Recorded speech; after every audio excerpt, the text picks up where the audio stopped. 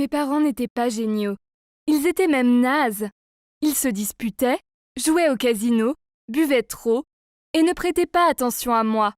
Je me souviens que je pleurais de faim car il n'y avait rien à manger parce que mes parents avaient dépensé leurs derniers 20 $ pour de l'alcool. Quand j'avais 5 ans, les autorités m'ont emmenée. Mes parents n'avaient pas l'air dérangés car ils n'ont pas essayé de changer pour me récupérer. Une nouvelle famille m'a adoptée. Ils étaient sympas et vivaient dans un joli quartier. Ils travaillaient dur et prenaient soin l'un de l'autre.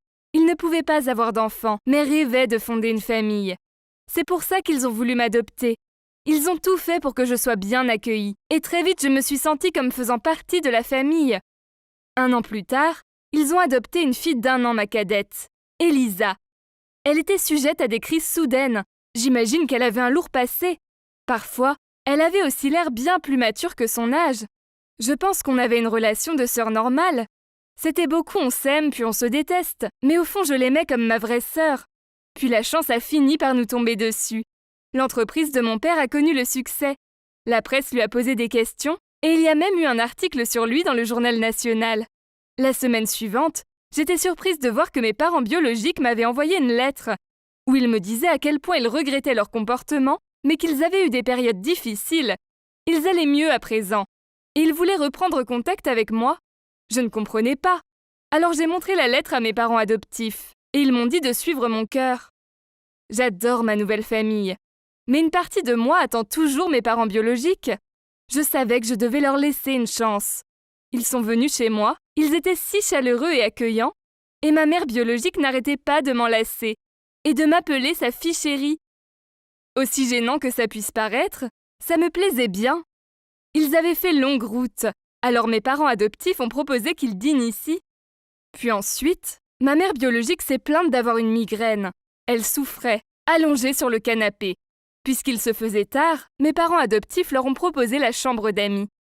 Le lendemain, je suis allée dans la cuisine et j'ai vu mon père biologique en train de faire des pancakes, pendant que ma mère biologique parlait à mes parents adoptifs. Je n'arrêtais pas de sourire. C'était génial. Ma sœur est arrivée, mais elle a fait demi-tour dès qu'elle nous a vus. Son comportement désagréable me dérangeait, mais je pensais que c'était de la jalousie, puisqu'elle n'avait plus aucun contact avec ses parents biologiques. Ce soir-là, mes parents adoptifs m'ont dit que si je le voulais bien, mes parents biologiques pourraient passer les vacances d'été ici. J'étais super contente, car j'allais avoir du temps pour apprendre à vraiment les connaître. Elisa ne s'en réjouissait pas. Je l'ai vue se disputer avec ma mère, et j'ai entendu un bout de la conversation. Il y a quelque chose qui cloche chez eux. Elle s'est tue en me voyant. J'ai dû me mordre les lèvres pour ne rien dire. Pourquoi ne pouvait-elle pas juste être contente pour moi ? Pendant les semaines suivantes, j'ai passé de super moments avec mes parents biologiques. Peu importe que j'ai 18 ans, je voulais faire tout ce que je n'ai pas pu faire avec eux quand j'étais enfant. C'était génial. Ils semblaient avoir changé. Bon, oui, jusqu'ici ils n'avaient rien payé, car une fois ma mère biologique avait oublié son sac à la maison, et une autre fois, ils avaient eu un problème avec la banque. Mais ce n'était pas grave, je payais tout avec mon argent de poche de l'été. Elisa n'était pas sympa avec mes parents biologiques. Elle leur parlait à peine, et quand c'était le cas, c'était pour faire du sarcasme. Un jour, j'ai donné 20 $ à mon père biologique, car il ne trouvait pas son porte-monnaie, et Elisa a grogné. Ouais, bien sûr, c'est le cas. Je lui ai demandé de s'expliquer et elle m'a dit que je devrais me méfier d'eux, car elle avait vu ma mère biologique essayer les vêtements et bijoux de notre mère, et mon père biologique qui tournait autour du bureau de notre père. Je lui ai demandé d'arrêter d'être verte de jalousie, parce que ça ne lui allait pas du tout. Les vacances d'été se sont terminées et mes parents sont rentrés chez eux. On s'est mis d'accord qu'ils viendraient passer un long week-end chaque mois. Dès qu'ils étaient là, Elisa était odieuse. Elle s'enfermait dans sa chambre et refusait de leur parler. Un jour, la veille de leur départ, mes parents biologiques ont invité mes parents adoptifs à se joindre à eux pour séjourner dans leur ville, pour les remercier. J'ai trouvé que c'était un peu bizarre, car ils étaient ric-rac avec l'argent. Mes parents adoptifs voulaient y aller, mais Elisa n'a pas arrêté de dire à quel point ils ne pouvaient pas se permettre de rater leur rendez-vous professionnel important le lendemain. Et elle a fait un commentaire sarcastique à mes parents, en disant que les gens du vrai monde devaient travailler. Elisa était si méchante. C'était hyper gênant. Mes parents adoptifs ont poliment décliné l'invitation, puis mes parents biologiques sont partis. Le jour suivant, mon père adoptif ne se sentait pas bien. Alors ma mère m'a emmenée au travail avec elle. Apparemment, il était temps que je découvre l'entreprise familiale. Ma sœur voulait venir, mais ma mère a refusé car elle avait été désagréable avec les invités. Elisa était en colère et a dit que mes parents biologiques étaient des escrocs et qu'on était stupide de ne pas le voir. Puis elle est partie en tapant des pieds. Un chauffeur nous a emmenés au rendez-vous. Sur le chemin, une autre voiture nous a foncé dedans. C'était un délit de fuite. On était tous prisonniers de la voiture. C'était terrifiant. Heureusement, l'ambulance est arrivée très vite et nous a tous sortis de là. Ma mère avait une entorse au poignet et moi seulement des coupures et des bleus. Mais les blessures du chauffeur étaient plus graves. La police a mené une enquête et a rapidement trouvé qui se trouvait dans l'autre voiture. C'étaient mes parents biologiques. Il se trouve qu'Elisa avait raison et qu'ils étaient diaboliques depuis le début. Ils croyaient que mes parents adoptifs étaient dans la voiture. Pas moi. Ils voulaient que mes parents meurent pour me pousser à leur donner l'argent de l'héritage. Heureusement, ils sont maintenant tous les deux en prison. Et avec du temps, le chauffeur s'en sortira. Je n'arrive pas à m'empêcher d'imaginer ce qui se serait passé si mon père conduisait, avec ma mère sur le siège passager, ou si ma sœur était allée avec eux. J'aurais pu tous les perdre. C'est dommage que mes parents biologiques aient brisé ma confiance comme ça. Je regrette de les avoir laissés entrer dans ma vie à nouveau. Je me demande comment ils peuvent être aussi diaboliques. La famille n'est pas toujours le sang et les gènes. Je sais maintenant que c'est beaucoup plus que ça. Je m'inquiète de devenir comme eux. Mais ma famille adoptive me dit toujours que ça n'arrivera jamais, parce que j'ai un grand cœur. Il va falloir du temps pour que je digère ce qui s'est passé.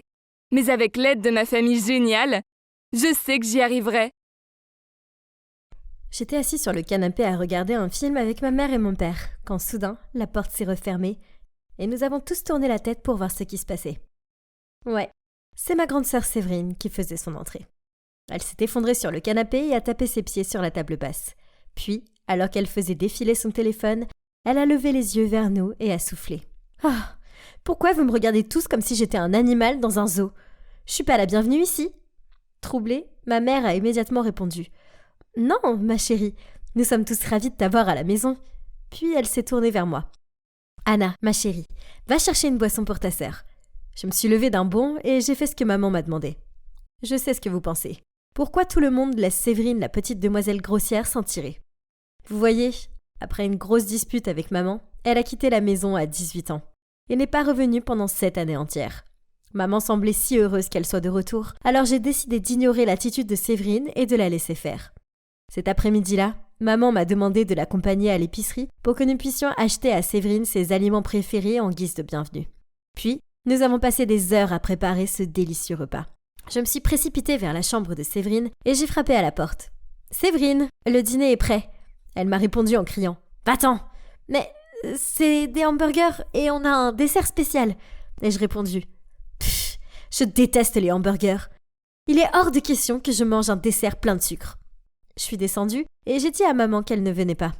Maman a haussé les épaules et a essayé de faire comme si ce n'était pas grave. Mais je pouvais voir la tristesse dans ses yeux. Papa a tenté de la rassurer en disant « Elle a juste besoin de temps pour s'installer. »« Oui, elle est probablement juste fatiguée. » J'ai ajouté. Maman a forcé un sourire et nous a remerciés tous les deux. Puis elle a préparé une assiette de nourriture et m'a demandé de la porter à Séverine.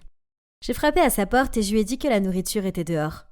Elle m'a répondu en criant « Prends-la !»« J'en veux pas. » Je l'ai laissée à l'extérieur de sa chambre, mais plus tard, quand maman est montée se coucher, elle a vu l'assiette de nourriture intacte toujours là. Elle l'a ramassée en descendant les escaliers et a fait comme si ce n'était pas grave. Elle ne me bernait pas. Je pouvais voir qu'elle grinçait des dents pour arrêter ses larmes. Quand j'étais petite, je considérais ma grande sœur comme belle et courageuse. C'était une idole. J'aimais la façon dont elle portait des couleurs vives, la façon cool dont elle se coiffait, et son caractère insouciant. Le problème, c'est qu'elle ne semblait pas m'aimer. Elle ne faisait que de me traiter de morveuse, me claquer la porte de sa chambre au nez et me dire de rester loin d'elle. 7 ans plus tard, je pensais que les choses seraient différentes. Elle n'était plus une adolescente, elle était une adulte. Mais non, il semblait clair que Séverine me détestait encore plus que jamais. Je ne sais pas pourquoi.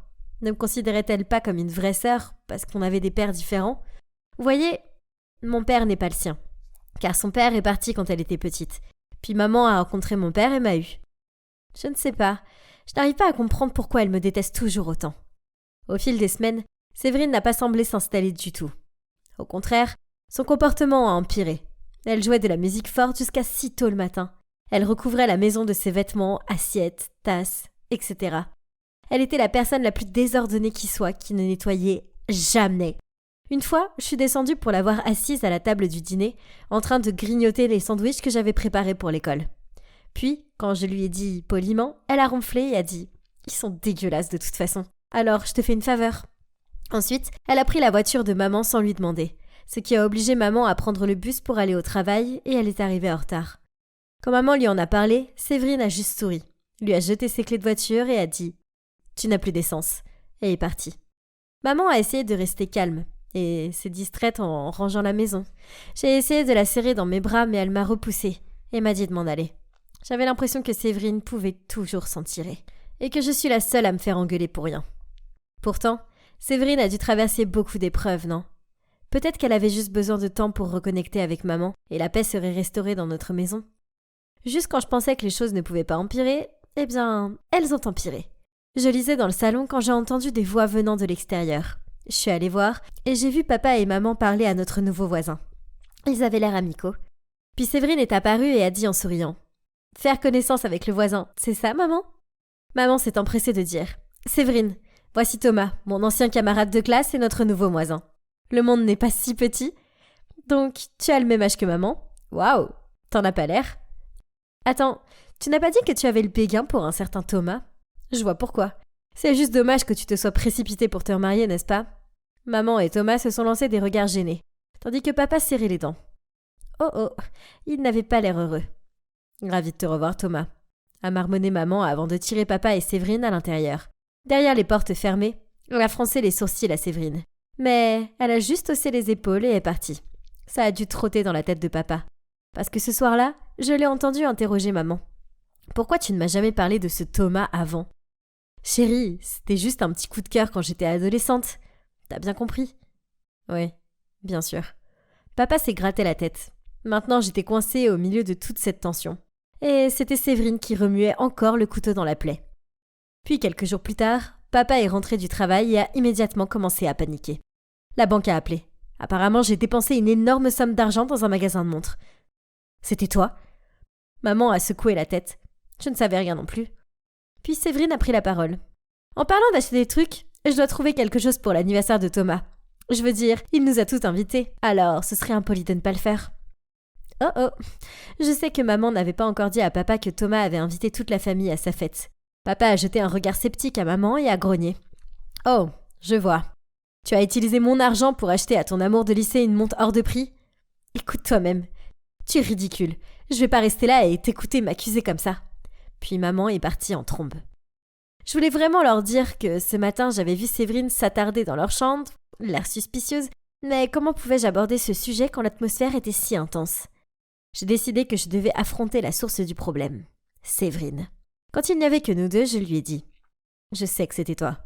Je t'ai vu fouiller dans les trucs de maman. » Elle a juste haussé les épaules et a répondu « Petite Anna, tu sembles être encore plus intelligente que tu en as l'air. » Oui, je l'ai fait.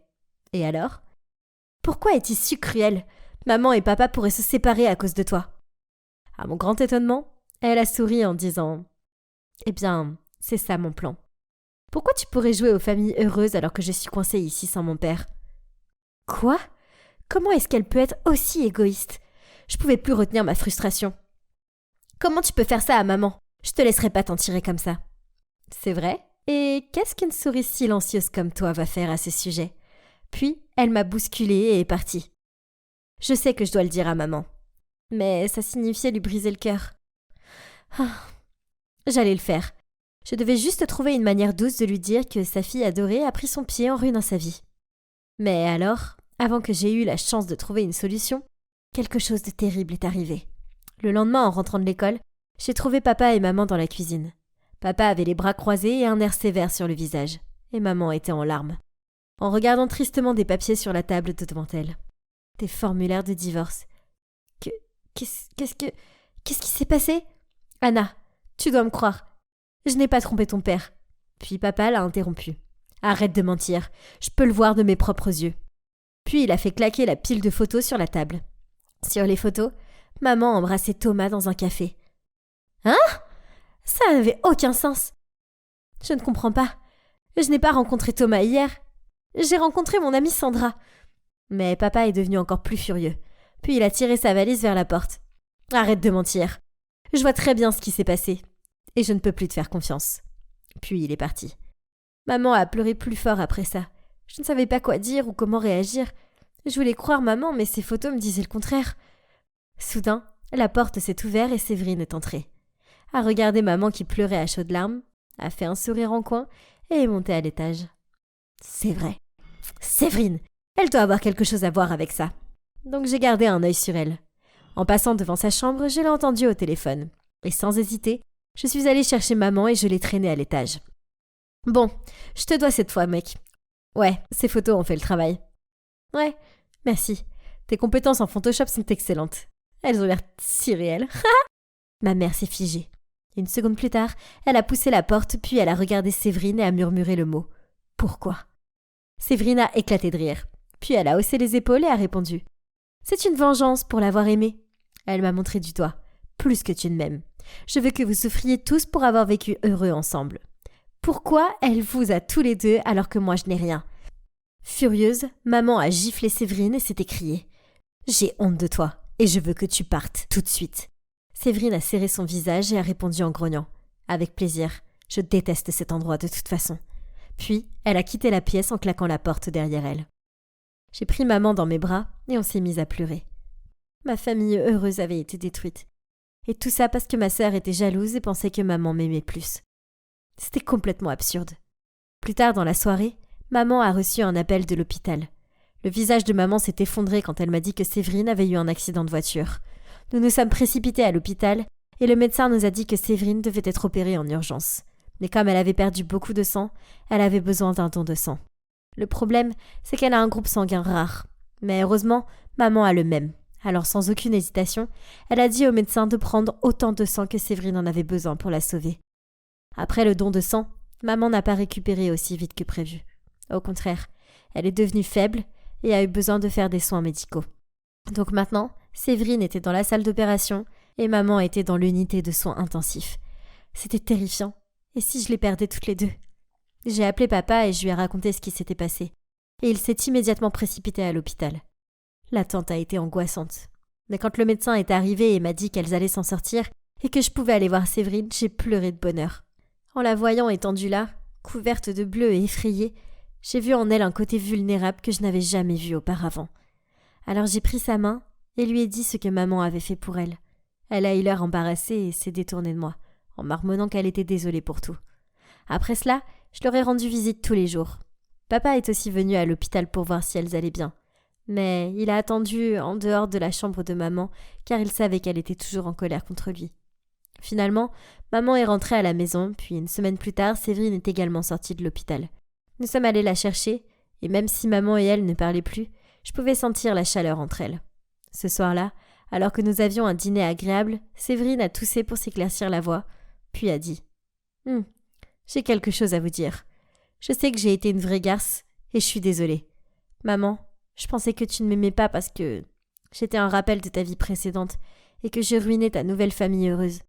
Mais maintenant je réalise à quel point le lien mère-fille est sacré. Tu ne m'as jamais laissé tomber. C'est moi qui l'ai fait. Anna, je suis désolée de ne pas avoir été la grande sœur que j'aurais dû être pour toi. J'étais jalouse de toi. J'avais tort d'être comme ça. J'espère que vous pourrez me pardonner.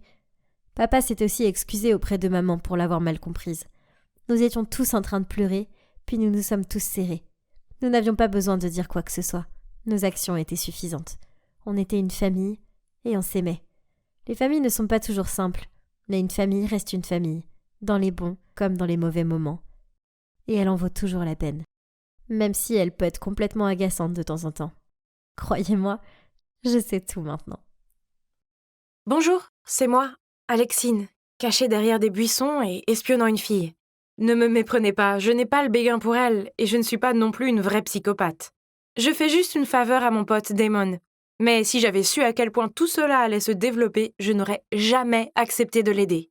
Tout a commencé quand Damon est tombé amoureux de cette fille, Sophia. Elle avait ce charme mystérieux qui lui a donné tout de suite envie de lui parler. Et il l'a fait. Mais elle ne l'a même pas regardé, elle est juste partie. Aïe! Je ne l'aimais pas du tout. Elle était tellement arrogante. Mais Damon n'a pas laissé tomber si facilement. Il a essayé toutes sortes de choses pour attirer son attention, même attendre le bus avec elle alors qu'il avait une voiture, mais rien ne fonctionnait, et cela le rendait malheureux. Il m'a supplié de l'aider, mais j'ai dit « pas question !» Puis il a dit « Oh, s'il te plaît, Alexine, tu es une fille, alors deviens son amie ou quelque chose du genre. Peut-être que tu peux découvrir ce qu'elle aime, ses plats préférés, sa musique, etc. Puis je pourrais essayer de l'impressionner, s'il te plaît, je t'en supplie. Je te prêterai même ma Nintendo Switch pour 1 mois si tu es d'accord. Tu ne peux pas dire non à ça. » Il m'a convaincu grâce à cela. Je ferais n'importe quoi pour avoir une Nintendo Switch. Bien, marché conclu, mais ne me reproche pas si ça ne marche pas. Donc après la classe, ce jour-là, j'ai cherché Sophia. Elle était à l'arrêt de bus et j'étais sur le point de l'approcher, quand soudain elle s'est éloignée. J'ai décidé de la suivre et en chemin, elle s'est arrêtée pour aider une vieille dame à traverser la route. Waouh, j'ai été surprise. Pour quelqu'un avec un visage si froid, elle avait un cœur plutôt chaud. Peut-être qu'elle n'était pas si mauvaise après tout. Après cela, elle a commencé à marcher vers le parc et à ce moment-là, la nuit commençait à tomber. Que faisait-elle? Elle s'est assise sur un banc dans une partie effrayante du parc, comme si elle attendait quelqu'un. Je me suis cachée derrière un buisson pour qu'elle ne me voie pas, mais j'étais complètement paniquée. Soudain, 2 types sont apparus et ont commencé à lui parler. Mais ils n'avaient pas l'air d'être des connaissances. Oh mon Dieu, elle avait l'air paniquée, je devais l'aider. J'ai rapidement crié « Officier, à l'aide! S'il vous plaît, aidez-nous! Il y a 2 types qui nous dérangent !» Évidemment, il n'y avait pas d'officier, mais ça a marché. Les 2 types se sont enfuis et je me suis précipitée pour m'assurer que Sophia allait bien. Elle était surprise de me voir, mais elle m'a serrée dans ses bras et m'a remercié de l'avoir sauvée. Tout son corps tremblait, elle devait être terrifiée. Je l'ai raccompagnée jusqu'à notre dortoir et elle m'a dit qu'elle aimait venir au parc la nuit parce que c'était si paisible. Je lui ai dit que c'était clairement dangereux et qu'elle ne devait probablement plus y aller seule. Puis nous avons échangé nos numéros et après cela, nous sommes devenus assez proches. Assez proches pour que quelques jours plus tard, je lui dise que Damon avait le béguin pour elle et lui demande si elle accepterait de sortir avec lui. Mais elle a juste secoué la tête et dit qu'elle n'était pas prête. Ses yeux étaient tristes, alors je n'ai pas poussé plus loin. Peut-être qu'elle venait de vivre une mauvaise rupture? Je ne lui ai pas demandé à nouveau. Mais un soir, je me rendais à son dortoir pour une soirée cinéma quand j'ai entendu 2 personnes se battre. C'était Sophia et un type et elle pleurait. On aurait dit que le type allait la frapper, alors j'ai couru et j'ai dit « Hé, mais qu'est-ce que tu fais? Laisse-la tranquille ou j'appelle les flics !» Il s'est juste moqué de moi et a dit à Sophia « On n'a pas encore fini ». Puis il est parti en trombe. J'ai demandé à Sophia si elle allait bien et qui était ce type, puis elle m'a dit que c'était son ex et qu'il essayait de se remettre avec elle mais qu'elle n'était pas intéressée. En me racontant cela, elle s'est mise à pleurer et a dit « À cause de lui, j'ai tellement peur, je suis si anxieuse. J'ai même trop peur pour dormir la nuit. » Je me suis sentie si désolée pour elle. Je lui ai dit que j'étais là pour elle et qu'elle pouvait m'appeler à tout moment. Eh bien, peut-être que je n'aurais pas dû dire ça, car c'est exactement ce qu'elle a commencé à faire. Chaque nuit, elle m'appelait et on finissait par discuter jusqu'à 3 heures du matin. J'étais tellement épuisée, mais je voulais l'aider. Elle semblait si anxieuse tout le temps. Damon savait qu'on discutait beaucoup, mais il avait arrêté de demander des nouvelles de Sophia. Il semble qu'il ait perdu tout intérêt et qu'il s'inquiète plus de me voir ressembler à un zombie de The Walking Dead. « Tu as sérieusement besoin de dormir, Alexine. Éloigne-toi de Sophia, elle a clairement des problèmes, c'est probablement mieux de ne pas trop s'impliquer. » Plus facile à dire qu'à faire. Mais cette nuit-là, j'ai décidé de ne pas répondre à son appel. Je me suis couchée tôt, et quand je me suis réveillée le lendemain matin, j'avais environ 20 appels manqués et 50 textos d'elle. Oh mon Dieu! Certains d'entre eux disaient qu'elle se sentait si seule et que je l'avais abandonnée. Et l'un d'eux disait « Si tu ne décroches pas, je vais tout faire. » Ok, c'était fou! Je l'ai immédiatement appelée, mais elle ne décrochait pas. Je me suis précipitée à son dortoir, mais personne ne répondait. J'étais paniquée et je tapais sur la porte en criant « Sophia, ouvre cette foutue porte !»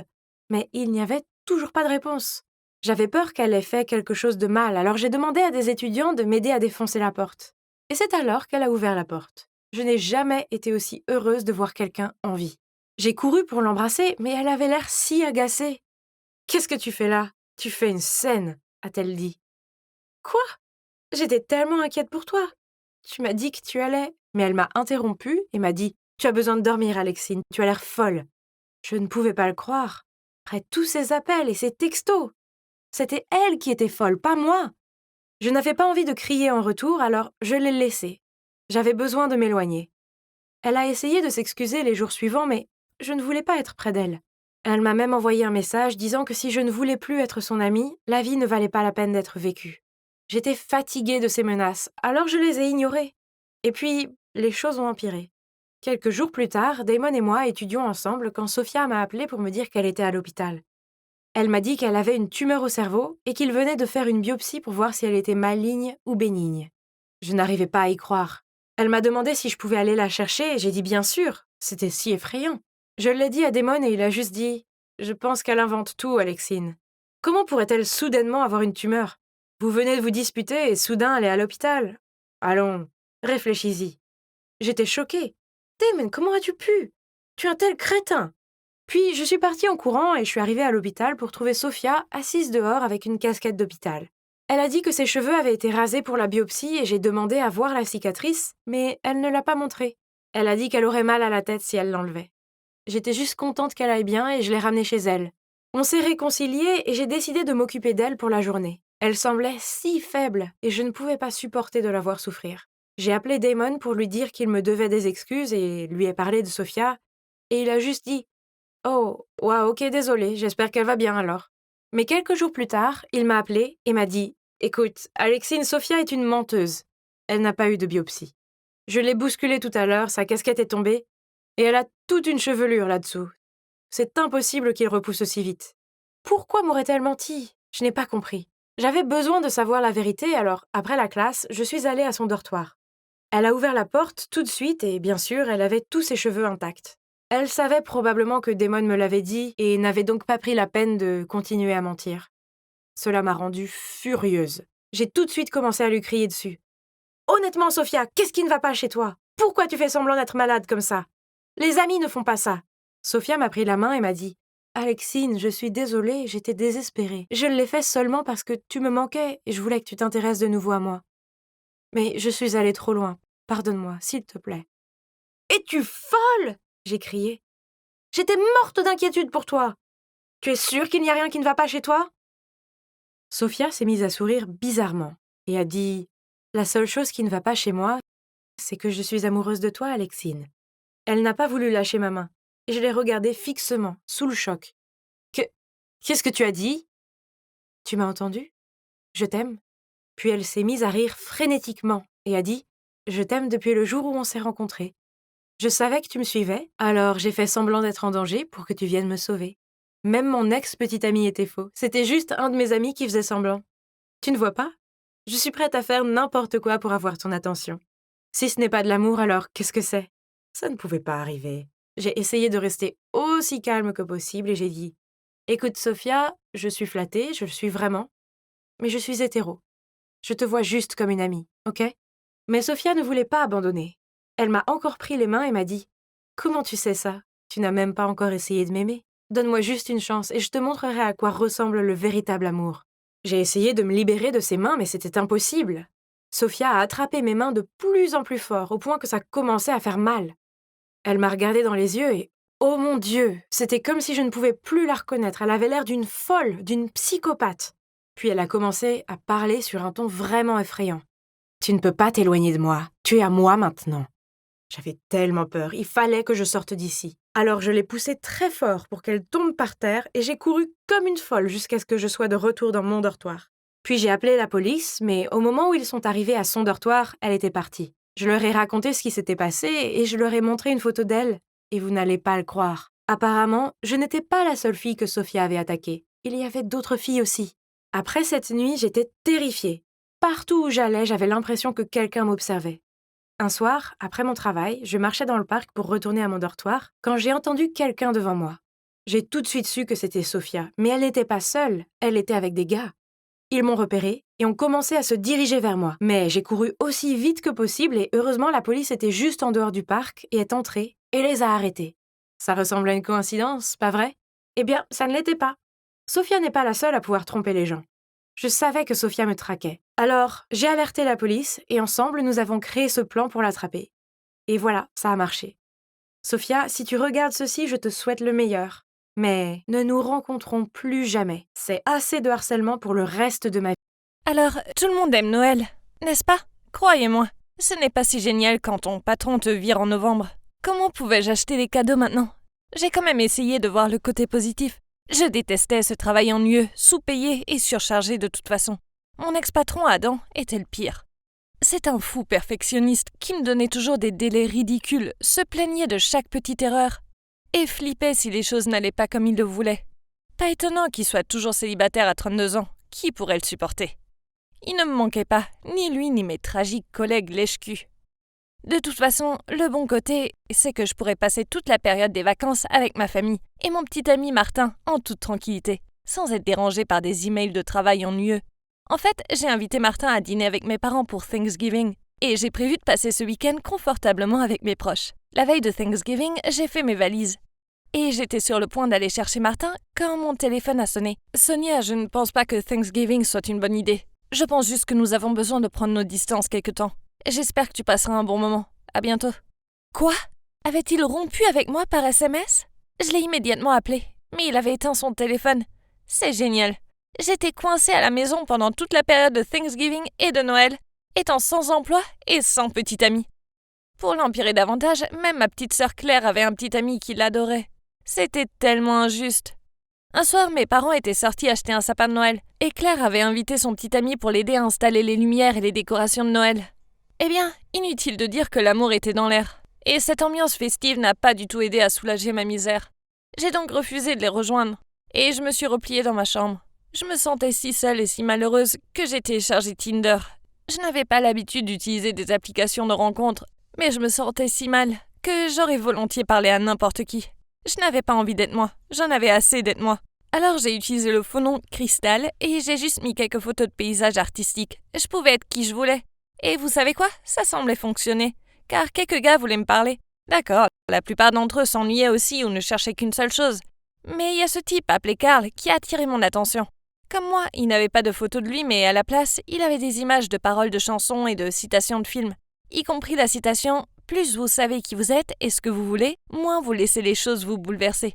J'adore le film Lost in Translation, alors je lui ai envoyé un message pour lui dire qu'il avait bon goût en matière de film. Et il m'a répondu en complimentant les photos de paysages que j'avais prises. Après ça, nous avons commencé à bavarder jour et nuit.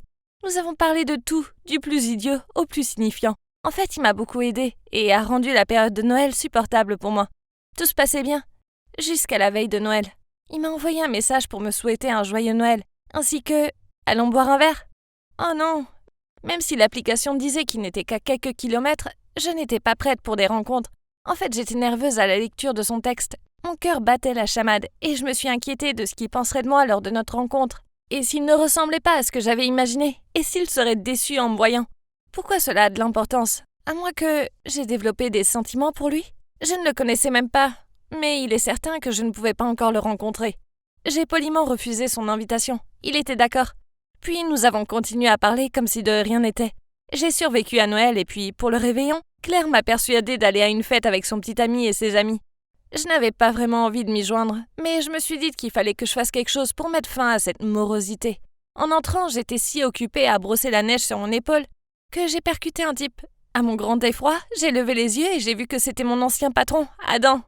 Pourquoi était-il ici, dans ma ville natale? Il était également choqué, mais il a réussi à me sourire.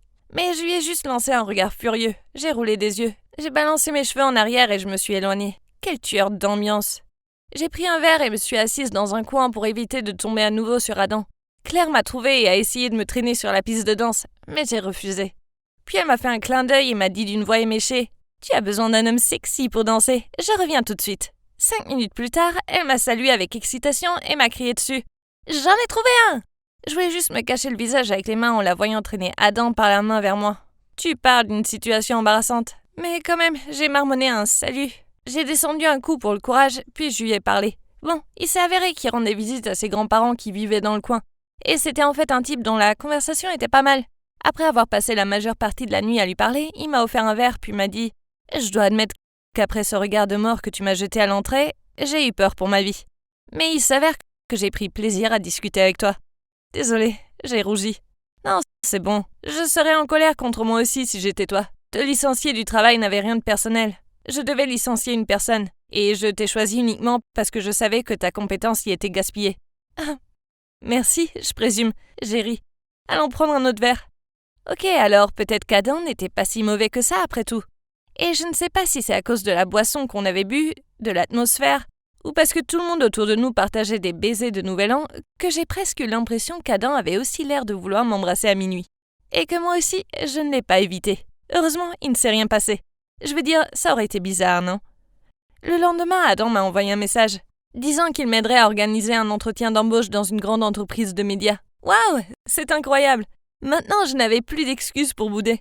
J'avais besoin de retourner en ville et de mettre de l'ordre dans ma vie. Seulement, je n'arrivais toujours pas à me sortir Carl de la tête. J'ai deviné que ses sentiments étaient réels. Pour me vider l'esprit, j'ai décidé de me confesser à lui en ligne. Mais il m'a répondu en disant « Je te trouve génial et j'adore parler avec toi, mais j'ai le béguin pour ma collègue. Je suis désolée, mais j'aimerais qu'on reste amis. » Aïe, le rejet fait mal. De retour en ville, je me suis sentie plus seule que jamais. Ouais, j'avais trouvé un nouveau travail et ça se passait bien. Mais j'en avais marre de voir des couples amoureux partout. Pour ne rien arranger, Claire est venue vivre chez moi pendant un certain temps. Et elle est toujours au téléphone, à glousser et à faire des grimaces à son petit ami. Maintenant, je peux même plus échapper aux amoureux dans mon propre appartement. J'ai envoyé un message à Carl, lui demandant simplement de me retrouver ce week-end, pour l'anniversaire de ma mère. Mais pour être honnête, je ne pouvais pas encore l'abandonner. Il changerait peut-être d'avis quand nous nous rencontrions. Ou bien je serais capable de m'en remettre une fois que nous nous rencontrerons. Mais il a inventé une excuse pour me rejeter à nouveau. C'est tout, me suis-je dit, c'est officiellement terminé maintenant. Déprimée, j'ai appelé Adam pour prendre un verre. Il est arrivé en ayant l'air plutôt mignon. Mais la piqûre du rejet était toujours présente à mon esprit. Je me suis confiée à Adam. Et je lui ai demandé s'il pensait que Carl était un idiot de m'avoir rejeté. Adam a renversé son verre sur la table et s'est tourné vers moi pour me dire « C'est toi qui es idiote. Pourquoi tu cours stupidement après un gars en ligne? Il n'est peut-être même pas réel. C'est peut-être un pervers de 60 ans. Pourquoi tu n'ouvres pas les yeux et tu regardes devant toi ?» Puis il s'est levé, m'a pris dans ses bras et il a essayé de m'embrasser. Quoi? J'étais tellement en colère que je me suis éloignée de lui et je l'ai giflé avant de partir. Il était censé être mon ami, pas un type qui ne cherche qu'une chose.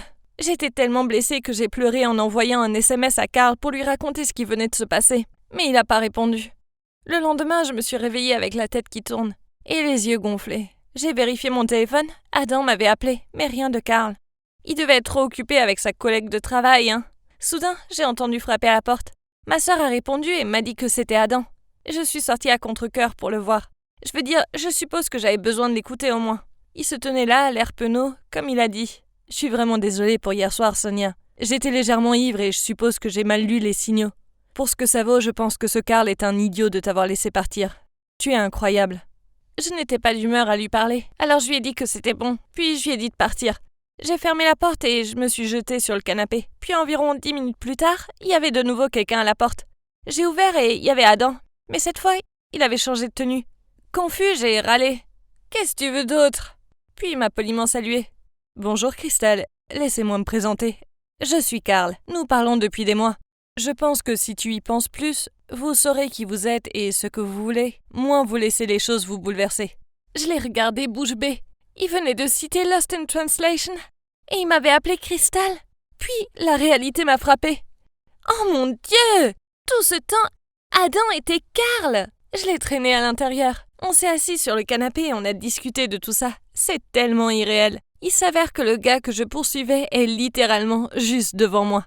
Quelle ironie! J'étais si heureuse que je l'ai embrassé et je me suis effondrée en pleurant, en m'excusant. À ce moment-là, ma sœur est sortie de la cuisine, nous a regardés et elle a ri. Tiens, n'est-ce pas l'affreux patron qui t'a viré? Mais surtout, n'est-ce pas le type que je t'ai amené à la fête du Nouvel An? Vous me devez une fière chandelle. Nous avons tous éclaté de rire. Alors oui, après une saison de vacances horrible, je pouvais enfin commencer une nouvelle année prometteuse avec un super boulot et un nouveau petit ami plutôt génial. Je suppose que les choses finissent toujours par s'arranger, non? Je vous remercie d'avoir écouté mon histoire et vous souhaite un bon départ dans la nouvelle année. Le jour de ma rentrée de lycée, je me suis présentée dans ma tenue de gothique extrême, comme tous les autres jours. Je me sentais bien, mais malheureusement, la prof n'a pas apprécié mon look. Elle m'a jeté un regard dégoûté et a lâché. Comme c'est bizarre. Excusez-moi, alors comment définissez-vous le mot « normal » ? Comment se fait-il qu'être soi-même, c'est anormal, mais qu'il est tout à fait normal de vivre une vie fausse et ennuyeuse, juste pour s'adapter à une société qui juge tout le monde ? Toute la classe a sursauté et m'a regardé fixement. Quant à la maîtresse, je l'avais rendue muette.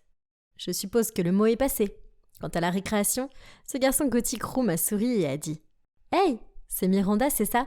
Tu veux rejoindre mon groupe? Pas besoin de demander 2 fois. Ce type était mignon. Et tout le monde dans ce groupe était gothique aussi. C'est ici que j'avais ma place. » Il partageait mon point de vue sur la façon dont les standards de beauté inatteignables des médias sont faux et comment tout le monde est pathétique pour s'efforcer de ressembler à des poupées produites en masse. Je les aime bien. En fait, je n'avais pas beaucoup d'amis.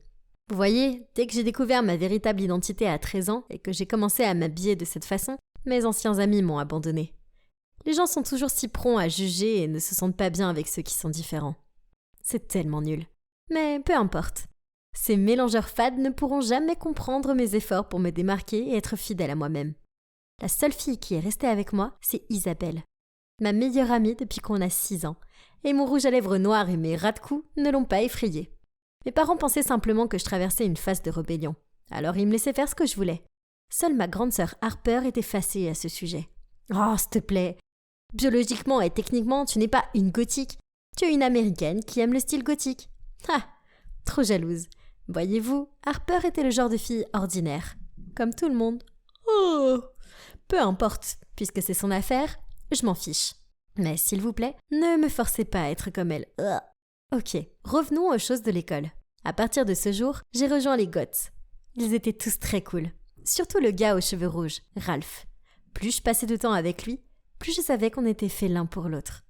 Alors, un jour, j'ai confié à Isabelle mes sentiments pour lui, et je lui ai dit que j'avais l'intention de lui demander d'être mon petit ami. Tu es sûre? C'est juste que tu le connais pas depuis longtemps et tu sais pas ce qu'il ressent pour toi. Oh, bien sûr, Isabelle était comme d'habitude, douce, attentionnée et inquiète. Mais allez, c'était un pari gagné d'avance. C'est bon, Izzy, je suis la plus cool, pas seulement dans mon groupe, mais aussi dans cette école. Y a pas de risque qu'il me rejette. Non. La réponse de Ralph m'a transpercée sans la moindre hésitation. J'ai même pas fini ma confession d'amour. Aouh. En me voyant immobile et la bouche grande ouverte, Ralph a continué. Écoute, Miranda, ton style est vraiment cool. Et je sais que tu es l'une des nôtres, mais honnêtement, chaque fois que je te parle, je trouve ça tellement sans goût. En plus, je sors déjà avec Erin, alors on devrait juste être amis. Sans goût? Qu'est-ce qu'il voulait dire par sans goût? Et, oh mon Dieu, Erin? Incroyable! Son maquillage gothique et ses tenues n'étaient pas du tout aussi bien que les miennes. Qu'est-ce qu'elle avait que je n'avais pas? Furieuse, je suis rentrée à la maison. Je me suis précipitée dans ma chambre et j'ai crié dans mon oreiller. En entendant ça, Harper s'est précipitée et m'a demandé ce qui se passait. J'avais besoin de parler à quelqu'un. Alors je lui ai tout déballé. Waouh! Elle a levé les sourcils. Grossier, mais quand même. Elle a fait une pause en se grattant le menton. Oh oh, je sais qu'elle fait toujours ce truc quand elle est sur le point de dire quelque chose de méchant. Tu sais, ce Ralph n'a pas tort. Je veux dire, au lieu de passer 3 heures par jour à appliquer plusieurs couches de maquillage, tu pourrais utiliser ce temps pour apprendre à être moins ennuyeuse. Elle a haussé les épaules. Quoi? Tais-toi! Sors de ma chambre! Je l'ai furieusement poussée dehors et j'ai claqué la porte. Mais, en y réfléchissant bien, et si les autres enfants avaient cessé d'être amis avec moi, non pas à cause de mon look, mais à cause de mon manque d'intérêt? Non, ça peut pas être le cas. Harper faisait juste son habituelle personne ridicule. Donc, je suis restée fidèle à moi-même tout au long du lycée et j'ai continué à vivre ma vie à ma façon. Personne ne peut me faire changer d'avis. Jamais.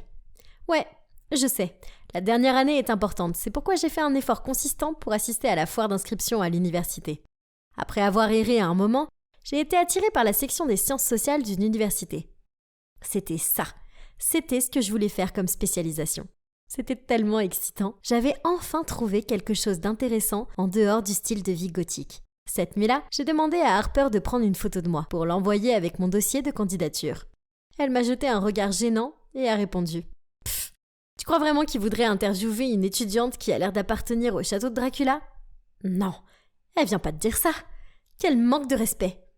Pourquoi vous vous souciez tant des apparences ? On choisit quelqu'un en fonction de son caractère, pas de son apparence. Eh bien, si l'apparence n'est pas si importante, pourquoi ne pas arrêter d'être si en colère, se changer et prendre une simple photo ? Harper a élevé la voix. Discuter avec elle était inutile. Alors, j'ai couru dans ma chambre et je me suis enfermée pendant 2 jours entiers. Je déteste ce monde. J'ai eu beaucoup de temps pour réfléchir. Ce qui m'a fait réaliser que je voulais vraiment me spécialiser en sciences sociales. Alors, j'ai décidé d'écouter Harper, de me démaquiller, de me coiffer et d'emprunter ses vêtements pour la photo. Oh, mon Dieu. Non, je peux même pas me regarder dans le miroir. J'étais horrible. Mais Harper pensait autrement. Je lui ai dit de prendre cette stupide photo. Mais elle est partie en courant et a entraîné mes parents qui ont roucoulé et applaudi en voyant mon nouveau look. « Tu es si belle, chérie !» Ma mère avait la main sur son cœur. Est-ce que c'était des larmes dans ses yeux? Mon Dieu, c'était tellement nul. C'était pas moi. Je suis pas une fille insignifiante et ennuyeuse. Dès qu'Harper a pris la photo, je me suis précipitée vers ma chambre, prête à tout pour retrouver mon look gothique. « S'il te plaît, Miranda !» Mes parents m'ont attrapé les bras. « Tu es tellement mieux comme ça !» Mais c'est pas moi. Si je reste pas gothique, je vais me perdre. Je me suis libérée. Quelques semaines plus tard, j'ai reçu une réponse de l'université. J'avais passé l'étape de l'entretien en ligne. Waouh! Mais cette fois, je me changerai pas. Pendant l'entretien, un professeur m'a demandé quelles étaient mes expériences sociales, comme des emplois à temps partiel ou des services de bénévolat social. J'en avais fait aucune. J'y avais pensé de temps en temps, mais à cause de mon look gothique, je n'ai pu travailler nulle part. J'ai admis ça au professeur et j'ai annoncé fièrement « Être une gothique, c'est ma véritable identité ». Quelques semaines plus tard, j'ai reçu leur courriel de réponse. Harper, Isabelle et mes parents se sont rassemblés autour de moi dans le salon, mais... Oh non! J'ai marmonné une fois que j'ai ouvert l'email. Ils m'ont rejeté. Je me suis levée et j'ai couru en larmes jusqu'à ma chambre, tandis qu'Isabelle me suivait. Ne t'inquiète pas. Isabelle s'est assise à côté de moi et m'a frotté le bras. Ils ont une autre inscription à l'automne, donc tu as encore quelques mois pour te préparer. J'en ai plus besoin. Laisse-moi tranquille. Je dois avoir l'air effrayée car elle est partie discrètement après ça. Le lendemain, j'étais si déprimée que je suis allée voir mes amis gothiques. Je me sentirais sûrement mieux avec mes semblables, non? Les gens sont ridicules, mais personne ne peut nous empêcher d'être nous-mêmes, Ralph a dit héroïquement. Eh bien, je ne me sentais pas mieux, mais au moins, il y avait quelqu'un sur la même longueur d'onde que moi. Toujours d'humeur frustrée, j'ai ensuite sauté le dîner et je suis allée directement dans ma chambre. Harper est alors entré dans ma chambre et m'a parlé d'un ton sérieux. « Arrête de bouder. J'ai vu cet email et ton profil. Voici l'horrible vérité. Ils t'ont pas rejeté parce que t'es gothique. Ils t'ont rejeté parce que tu es une personne fade avec des notes inférieures à la moyenne et aucune expérience sociale. » J'ai jeté mon oreiller sur elle, lui demandant de quitter ma chambre sur le champ et de ne jamais revenir. Mais cette nuit-là, je n'ai pas pu dormir. Ces mots me dérangeaient. Je sais pas, peut-être qu'elle avait raison. Je veux dire, je suppose que je pouvais faire plus d'efforts, car je savais que ce que je voulais vraiment, c'était étudier cette matière dans cette université. Alors le lendemain, j'ai commencé à chercher un emploi à temps partiel. Mais partout, on exigeait cet uniforme dégoûtant et un look décent. Bon sang, allez, je peux pas. Je me sentais si mal d'être quelque chose que je ne suis pas. J'étais sur le point d'abandonner quand Isabelle est venue me voir et a dit « Sois forte, pense à l'université de tes rêves et à ton avenir. » Elle m'a tapoté le dos. « C'est juste temporaire, d'accord ?» Quelle douce amie elle est. Bon, je dois me remettre sur pied. J'ai continué à chercher patiemment et finalement un café m'a acceptée comme serveuse. Bien sûr, pas de look gothique. Oh.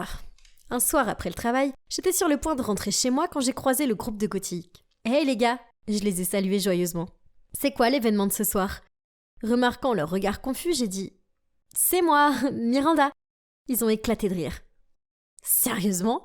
Miranda ? C'est vraiment toi ?» Puis certains d'entre eux ont sorti leur téléphone et ont commencé à prendre des photos. Ton Instagram va adorer ça.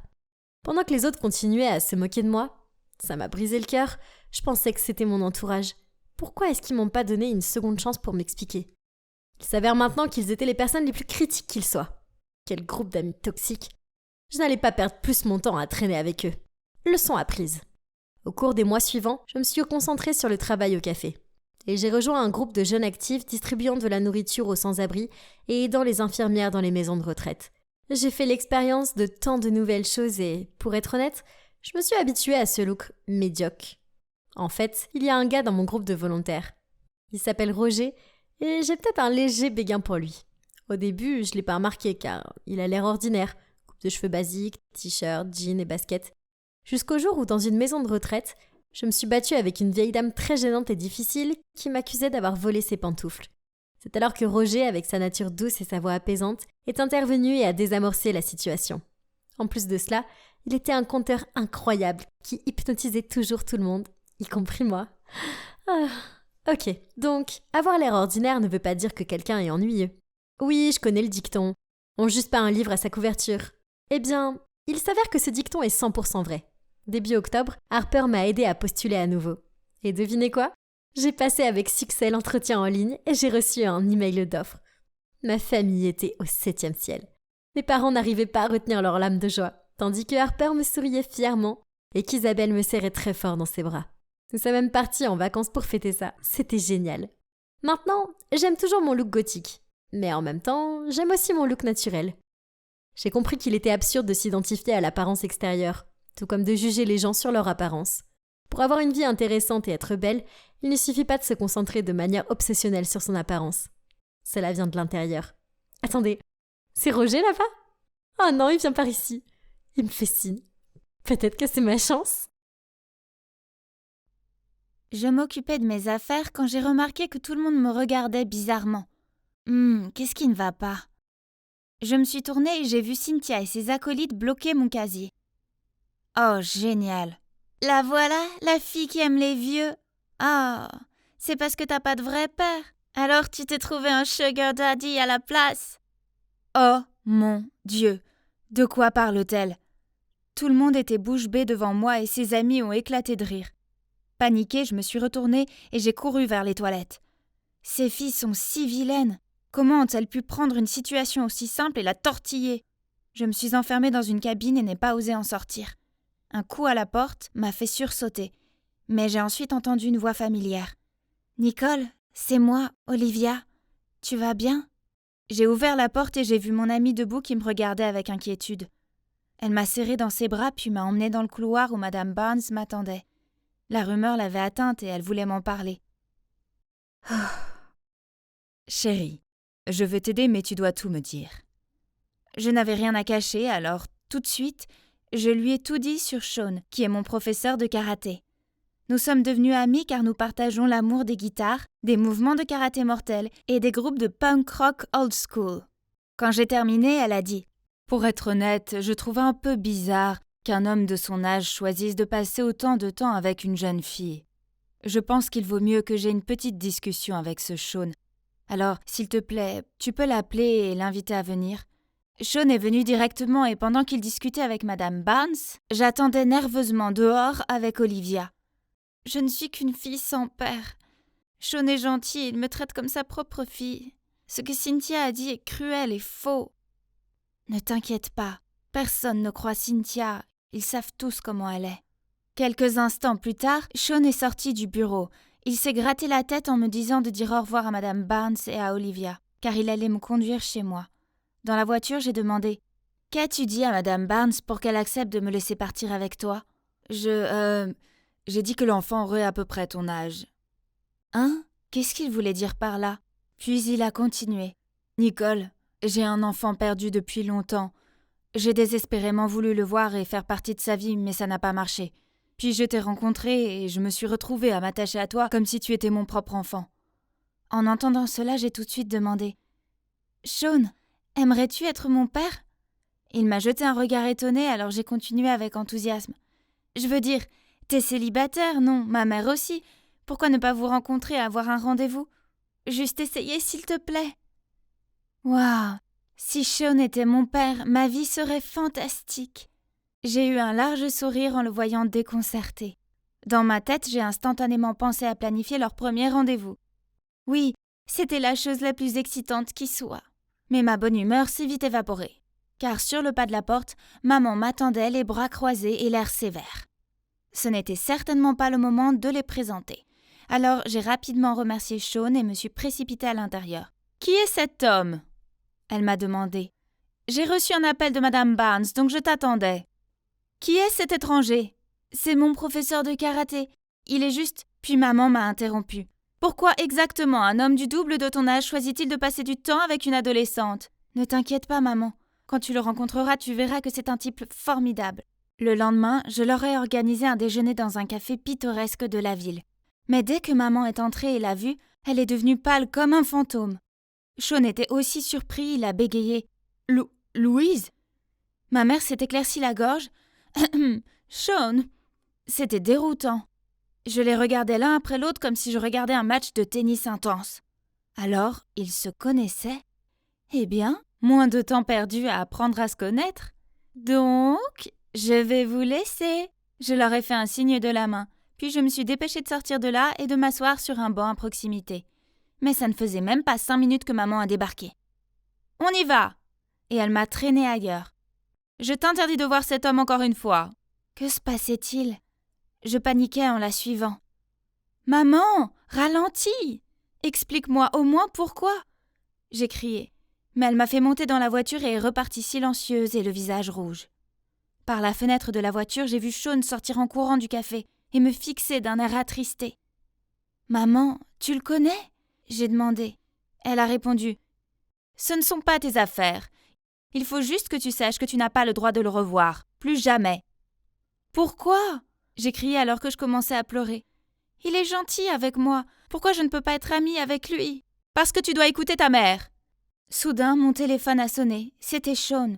J'ai décroché et il m'a dit de mettre le haut-parleur pour qu'il puisse parler à maman. « Louise, c'est moi, Sean. » Maman a poussé un cri de surprise et m'a dit de raccrocher. Mais je l'ai ignoré. Sean a continué. « Louise, écoute. Est-ce que Nicole est ma fille ?»« Quoi ? Est-ce que je l'ai bien entendu ? Est-ce que quelqu'un peut m'expliquer ce qui se passe ? Louise, dis-moi, est-ce que Nicole est ma fille ? Maman m'a arraché le téléphone et a mis fin à l'appel et l'a jeté sur la banquette arrière. J'étais trop bouleversée pour trouver des mots à dire. Alors nous sommes restées toutes les deux assises en silence, choquées. Dès que nous sommes entrées dans la maison, voyant que je désespérais de parler, maman a pris la parole la première. « Nicole, s'il te plaît, ne demande rien. Je t'expliquerai plus tard, d'accord ?» Je voulais vraiment savoir ce qui s'était passé entre eux, mais je savais qu'il n'y avait pas moyen de raisonner maman quand elle était comme ça. Alors je suis montée tranquillement dans ma chambre. Je n'arrivais pas à dormir car trop de pensées se bousculaient dans ma tête. Sean pouvait-il vraiment être mon père ? Je veux dire, je n'avais jamais rencontré mon vrai père et chaque fois que je demandais à maman, elle était sur la défensive. Maman et Sean ont clairement eu une histoire. Alors que faire si nous étions vraiment liés ? Sans surprise, je ne pouvais pas me concentrer à l'école. Je n'arrêtais pas de bâiller en classe et de me repasser en boucle les événements de la veille dans ma tête. À la sortie de l'école, à ma grande surprise, Sean m'attendait à la porte de l'école. Nous sommes allés dans un café et là, il m'a dit la vérité. Au lycée, je suis tombée amoureux d'une camarade de classe. Au bout d'un moment, elle a soudainement annoncé qu'elle était enceinte et a rompu avec moi. Je voulais absolument les soutenir et prendre soin d'eux. Mais elle a refusé puis a déménagé. La dernière chose qu'elle m'a dite, c'est de rester à l'écart et de ne jamais les chercher. Avant, quand j'ai eu le temps de comprendre ses paroles, il m'a souri et a continué. « Nicole, je crois que tu es ma fille. Mais d'abord, nous devons parler à ta mère et lui demander de clarifier la situation. » Waouh, c'était beaucoup à digérer, mais en même temps, c'était aussi assez génial. J'étais si heureuse d'avoir un père. Et encore mieux, c'était Sean. J'ai emmené Sean chez moi pour parler à maman, mais au moment où nous sommes entrés, j'ai reçu un message d'Olivia. « Vérifie tes réseaux sociaux, Cynthia vient de poster quelque chose sur toi. » Oh non! Il y avait une photo de moi montant dans la voiture de Sean avec la légende « Besoin de conseils pour trouver un sugar daddy? Demande à Nicole. » J'ai flippé. Maintenant, grâce à Cynthia, tout le monde allait mal me juger et se moquer de moi. J'étais tellement furieuse que quand maman est arrivée, je ne pouvais plus me retenir. « Tout est de ta faute! Maintenant tout le monde croit des mensonges sur moi, et c'est parce que tu ne veux pas dire la vérité. » Maman m'a donné ce regard blessé et a soupiré et a dit doucement « Tu as raison. Je vous dois la vérité à tous les deux. » Puis elle s'est tournée vers Sean. « Quand je t'ai dit que j'étais enceinte, c'était un mensonge. » Quoi ? Comment a-t-elle pu mentir à propos d'une chose pareille ? Je ne voulais plus être avec toi, mais j'avais trop peur de rompre décemment avec toi. Alors j'ai inventé cette histoire en croyant que ça te ferait fuir. Mais quand tu as dit que tu resterais et que tu nous soutiendrais tous les deux, j'ai paniqué. Donc j'ai déménagé et à l'université j'ai trouvé un nouveau petit ami. Puis je suis tombée enceinte de Nicole. Mais ce petit ami n'était pas prêt à être père, alors il nous a abandonnés toutes les deux. Tandis que j'essayais de digérer ces nouvelles informations, j'ai ressenti une immense déception. Sean a peut-être ressenti la même chose car il a marmonné « Je ne peux pas être près de toi en ce moment. Au revoir, Louise. » Puis il est parti. Le monde s'est écroulé autour de moi. Je ne savais pas quoi faire ou dire, alors je me suis enfermée dans ma chambre et je suis restée assise en silence. Quelques jours plus tard, à l'école, Olivia s'est précipitée vers moi et m'a dit « Tu as entendu ? Cynthia a été suspendue pour avoir répandu de fausses rumeurs sur les gens. Maintenant tout le monde sait qu'elle est une menteuse. » Eh bien, je suis contente que tout le monde le sache. Mais honnêtement, Cynthia et ses fausses histoires ne me dérangeaient plus vraiment. J'avais d'autres chats à fouetter, comme Sean. Je n'avais pas eu de nouvelles de lui depuis la confession de maman, et j'espérais vraiment qu'il allait bien. Puis, une semaine plus tard, Sean m'a envoyé un texto. « Nicole, je me soucie de toi comme si tu étais ma propre fille. Je ne veux pas te perdre dans ma vie. Il y a plus. J'ai fait quelques recherches et j'ai trouvé ton père. Si tu veux, je t'emmène le rencontrer. » J'allais enfin rencontrer mon vrai père. Sur le chemin, Sean m'a détendue en parlant de guitare et d'accordage de Joy Division. C'était tellement bon de l'avoir de nouveau dans ma vie. Je suppose que c'est normal pour les enfants qui n'ont pas connu un parent d'imaginer comment il serait, non ? Eh bien, quand je me suis retrouvée face à face avec mon vrai père, la réalité ne correspondait pas à mes attentes. Je lui ai montré une photo de maman et moi, et il a nié l'avoir jamais connue et m'a claqué la porte au nez. Aïe. Sean s'est assuré que j'allais bien et m'a ramenée. Dès que je suis arrivée à la maison, je me suis jetée sur le canapé et j'ai pleuré dans le coussin. Il a dû informer maman de ce qui s'était passé car elle s'est précipitée vers moi. « Chérie, je suis tellement désolée. C'est de ma faute parce que je suis une lâche qui n'a jamais su faire face à ses propres problèmes. Mais les choses seront différentes à partir de maintenant, je te le promets. » Puis Sean s'est agenouillé à côté de moi. « Nicole, je pensais ce que j'ai dit avant, je te considère comme une fille et si ta mère est d'accord, j'aimerais être ton père. » Maman a hoché la tête et a dit « Oui, si c'est ce que Nicole veut. » J'ai bondi et je les ai embrassés tous les deux. À ce moment-là, j'ai réalisé que je me fichais que mon père biologique ne veuille pas me connaître. Je n'avais pas besoin de lui, puisque j'avais déjà maman et Sean. Aujourd'hui, ma mère a appris à être courageuse et à affronter ses problèmes au lieu de les fuir. Elle prend soin de moi maintenant avec Sean. Et même s'ils ne sont pas de nouveau ensemble, ils sont de grands amis. Et vous savez quoi ? Je n'ai jamais été aussi heureuse.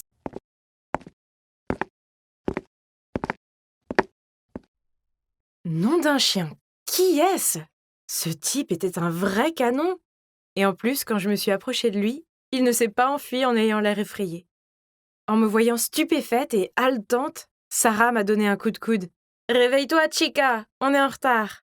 a-t-elle gloussé en me traînant en classe. Je l'ai vu, je n'aurais jamais cru voir le jour où Marguerite, la fouteuse de troubles, se laisserait aller à faire les yeux doux à un garçon. Sarah m'a taquinée. J'ai rougi et j'étais complètement muette, les yeux regardant autour de moi maladroitement. C'est une honte, tu es en fait un repoussoir ambulant à garçon. Ouais, c'est ça. J'ai baissé la tête pour réfléchir et quand j'ai levé les yeux, Sarah était en train d'envoyer un texto. Probablement un message gênant et embarrassant à son petit ami, Keith. J'ai posé mon menton sur mes mains et j'ai regardé par la fenêtre, tout en me retrouvant à rêver de ce mignon garçon mystérieux. Tu sais quelle heure il est ? Tu essayes de me faire virer de cet endroit pour t'avoir encore couverte ? Désolée, j'avais quelque chose de super important à faire avec Alfie. Important, hein ? Donc je pourrais avoir des problèmes pour avoir couvert tes arrières parce que tu veux faire une farce minable avec ce loser ? Non, combien de fois dois-je te le dire ? On n'a fait qu'une fois et ce crétin le méritait totalement. À propos de ce crétin, c'est le capitaine de l'équipe de basket. Et Alfie est mon ami. Ok, il a peut-être l'air un peu intimidant, mais c'est un mec sympa.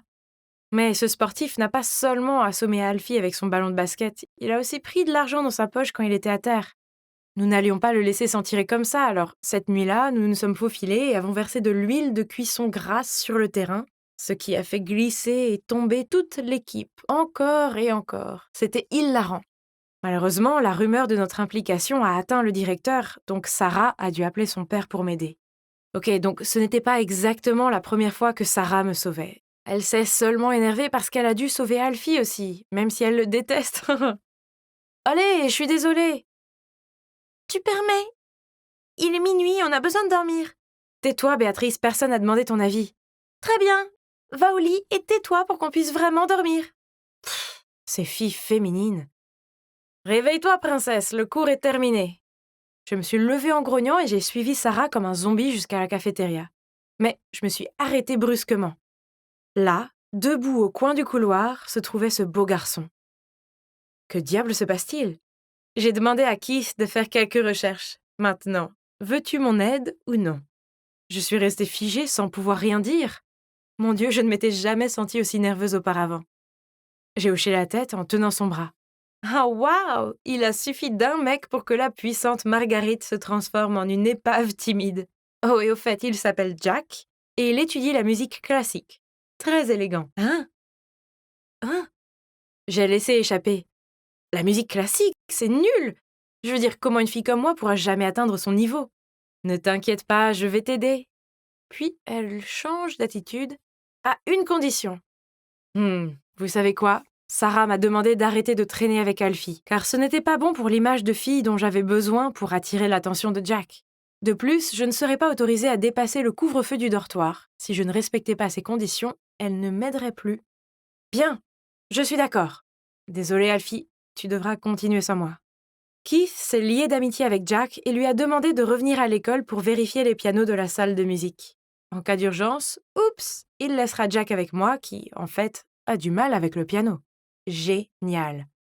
Comme vous pouvez le voir, le plan se déroule bien jusqu'à présent. Seulement cette robe m'étouffait vraiment. Oh! Mais être avec Jack semblait m'étouffer encore plus. Heureusement, il était assez amical, donc nous avons commencé à parler facilement et maintenant il joue pour moi. Tu as des plans après l'école? Non, pas encore. Je vais aller dans ce café musical en ville. Tu veux m'accompagner? Oh mon Dieu! Bien sûr, j'ai dit oui! Cela compte-t-il comme un premier encart galant? En fait, on s'est beaucoup amusé. J'étais au 7e ciel. Sur le chemin du retour, j'ai été surprise de voir Alfie de l'autre côté de la rue. Remarquant que j'étais avec Jack, Alfie m'a jeté un regard furieux, les yeux écarquillés. Je lui ai fait signe de se taire et j'ai détourné le regard. Sans surprise, mon téléphone a bipé. Tu m'as laissé tomber pour traîner avec cette mauviette. Et c'est quoi ces vêtements? Bon sang, Alfie était en colère, c'est sûr, mais je ne pouvais pas faire ça maintenant. J'avais promis à Sarah de ne plus lui parler. Alors j'ai ignoré le message et je suis passée directement devant lui. Dès que je suis arrivée au dortoir, les filles ont roucoulé autour de moi et m'ont posé des questions sur le rendez-vous. Elles semblaient si heureuses pour moi. Alors, quand est le prochain rendez-vous? Il m'a demandé de venir à son école demain et ensuite nous allons dîner. On criait les filles toutes ensemble. Surprenant car je ne pensais pas que ces filles grincheuses se souciaient autant de moi. J'étais tellement contente par ce rendez-vous que je suis arrivée tôt à l'école de Jack pour le trouver dans la salle d'entraînement en train de s'exercer avec une autre fille. Je suis entrée dans la salle avec un sourire sur le visage et Jack m'a présentée à elle, Maya. Puis il m'a dit d'attendre là et est parti pour aller aux toilettes. La fille Maya a ricané, puis m'a regardée de haut en bas et m'a dit « Laisse tomber, une fille pas raffinée comme toi ne le mérite pas. » Hein? Que diable lui ai-je fait? En colère, j'ai renversé ses partitions de musique. Elle les a ramassées et m'a dit sévèrement « Attends un peu, je ne te laisserai pas t'en tirer comme ça. » Puis elle m'a bousculée et est partie en trombe. Puis au dîner, je n'ai pas pu m'empêcher. Alors, cette Maya? Ah, nos parents sont très proches. Alors on est amis depuis qu'on est petits et maintenant on étudie tous les deux la musique. Elle semble vraiment t'apprécier. Je n'en suis pas si sûre. On est juste amis. Alors il n'aime pas cette fille Maya? Je suppose. Juste oublie-la. J'ai un rencard très important avec Jack et j'ai besoin de ton aide. Juste à ce moment-là, un appel d'Alfie est arrivé. Mais Sarah était assise juste à côté de moi, alors je n'ai pas pu décrocher. Après quelques appels, il m'a envoyé un texto. « Tu dois m'aider cette fois, je ne peux pas le faire tout seul. » Oh mon Dieu, aide-moi. Je n'avais pas le cœur d'abandonner mon ami. Alors, j'ai décidé de sortir en douce pour aller voir Alfie. Ok, donc, ce n'est pas ce que vous pensez. Les fois où j'étais en retard, ce n'était pas parce qu'on faisait quelque chose de mal. On a réparé cette maison abandonnée pour ses enfants sans abri. Cette fois, un de ses enfants, Kevin, avait une forte fièvre. J'ai dû aider Alfie à emprunter de l'argent pour emmener Kevin à l'hôpital. J'ai essayé d'être très silencieuse en me faufilant dans le dortoir, mais je jure que Sarah est la plus légère dormeuse de l'existence. Et bien sûr, elle était là, à m'attendre. « Oh, salut Marguerite, c'est gentil de te joindre à nous. »« Ouais, désolée, c'était une urgence. »« Tu ne peux pas t'en empêcher, n'est-ce pas? Tu as rompu notre accord pour aller traîner avec ton ami voyou. Je ne t'aiderai plus jamais. » Ça craint. On aurait dit que j'étais toute seule. Ça y est, c'est mon grand rendez-vous avec Jack. Son père est le chef d'orchestre ici, et d'après ce que j'ai compris, c'était du lourd.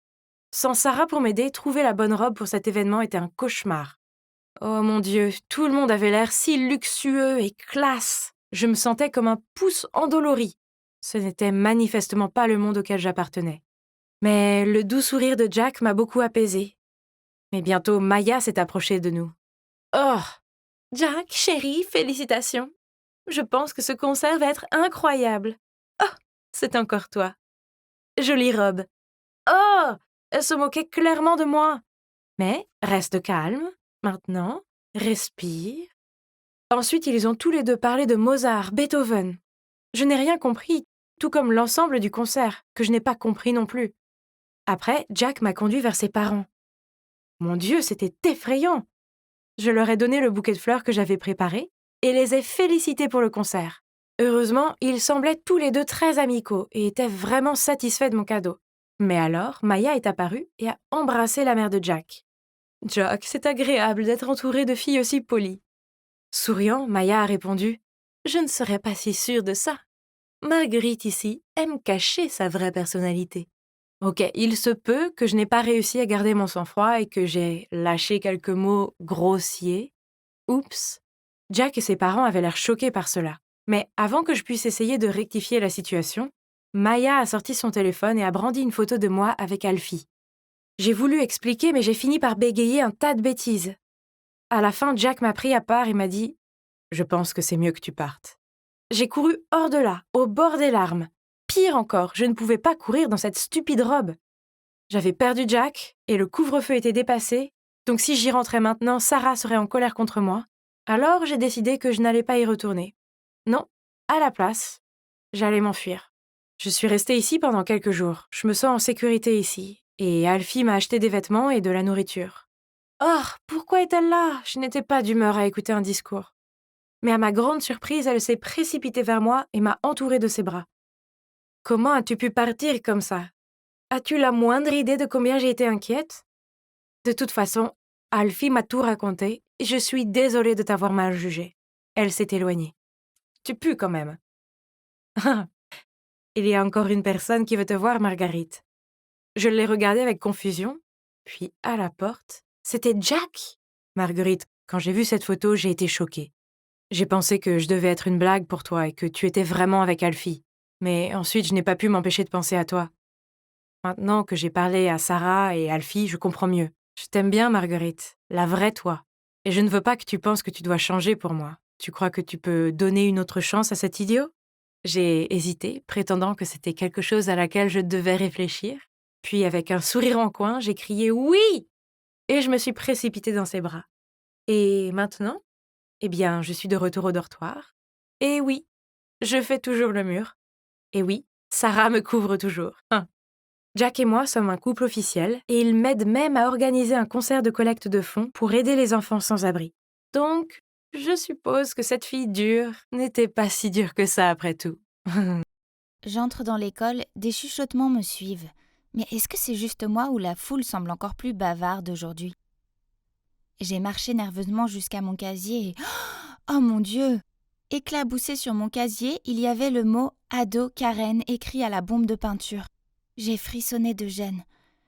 Entourée de rires et de visages ahuris, je me suis précipitée dans la salle de bain et me suis enfermée dans une cabine pour me calmer. Vous vous demandez peut-être comment j'en suis arrivée là? Je ne ressemble pas à ces personnes déraisonnables et arrogantes qui deviennent généralement des Karen. C'est vrai, car je ne suis pas comme elles. Cependant, je réalise comment mes actions m'ont amenée à une telle situation. J'ai été adoptée par une de ces familles riches qui font pression sur leurs enfants pour qu'ils réussissent et deviennent parfaits. En conséquence, je n'ai jamais eu de note inférieure à un A ou perdu une compétition. J'étais cette enfant parfaite qui avait trop peur d'échouer, parce que personne ne lui avait jamais appris comment fonctionnent les échecs. Mais un jour, tout a changé. Un jour, comme les autres à l'école, je suis entrée dans la classe de littérature et j'ai vu un garçon inconnu qui s'était déjà assis à mon bureau. Toutes les filles lui lançaient des regards rêveurs. « Hé !» J'ai tapé sur son épaule. « Est-ce que c'est ta place ?»« Oui !»« Oh, désolé, je savais pas. » Il s'est ensuite dirigé vers un autre bureau. J'ai forcé un sourire poli et j'ai pris ma place.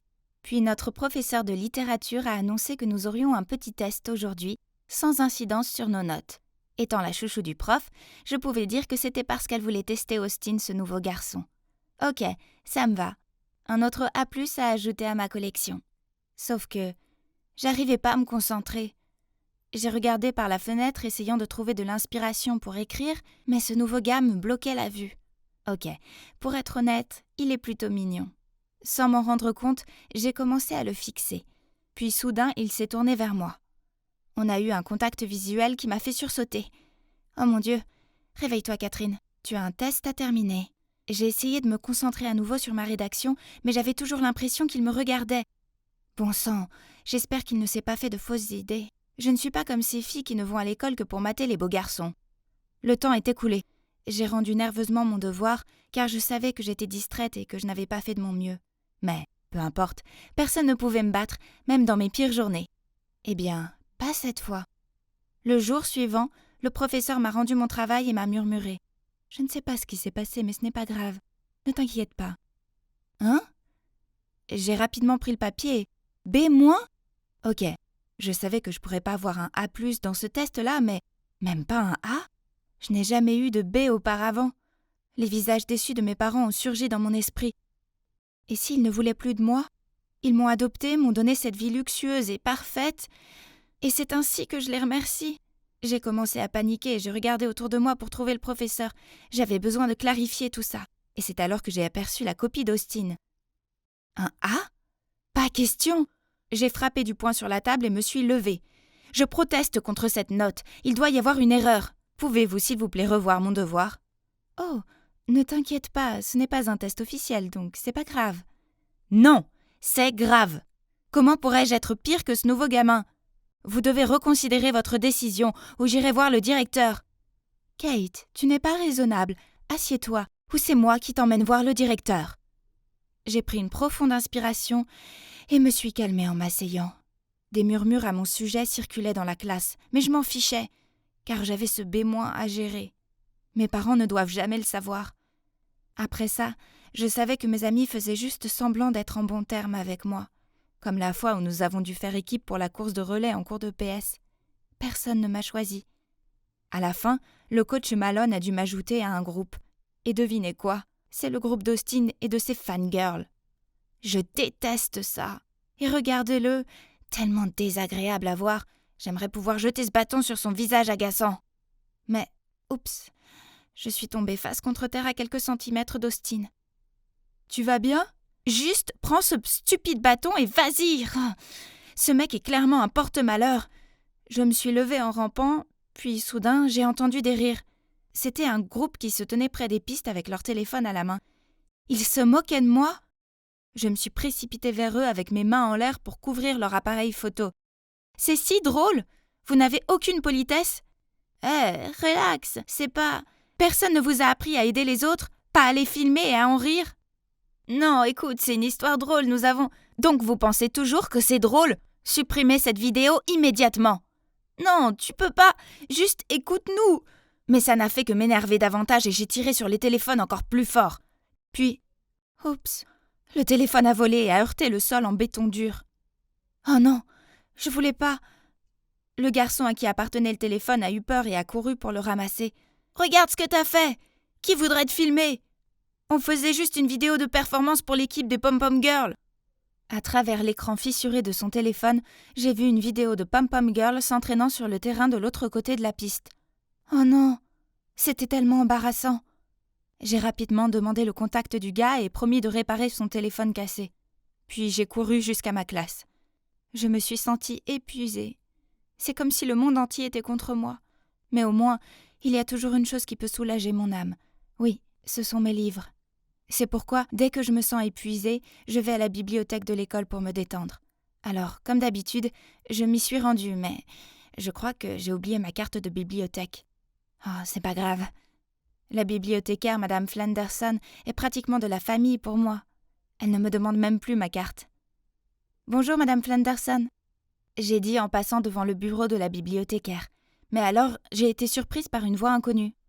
« Où allez-vous? Carte, s'il vous plaît. » Il s'est avéré que Madame Flanderson était absente et qu'une étudiante s'était portée volontaire pour la remplacer. Je lui ai demandé gentiment de me laisser entrer, mais elle n'arrêtait pas de dire « non » tout en mâchant son chewing-gum, ce qui me rendait folle. « Ah, écoutez, vous savez qui je suis? Je n'ai pas besoin d'une stupide carte pour entrer ici. »« Ouais, Mais pas sous ma garde.